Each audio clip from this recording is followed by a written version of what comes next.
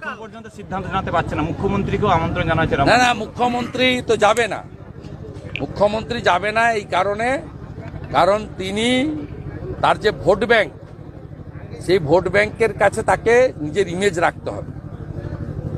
তিনি মুসলিমদের চাকরি দেননি, শিক্ষা দেননি, বাড়ি দেননি, অর্থনৈতিক উন্নয়ন করেননি, বেশিরভাগ পরিযায়ী শ্রমিক মুসলিম, কিন্তু তাদের কাছে মুসলিম দরদি সেজে তাকে থাকতেই হবে এবং রেড রোডে ইসলাম ধর্মের নীতি নিয়মকে ভেঙে সেখানে গিয়ে তাকে নামাজ পড়তেই হবে due to her vote bank.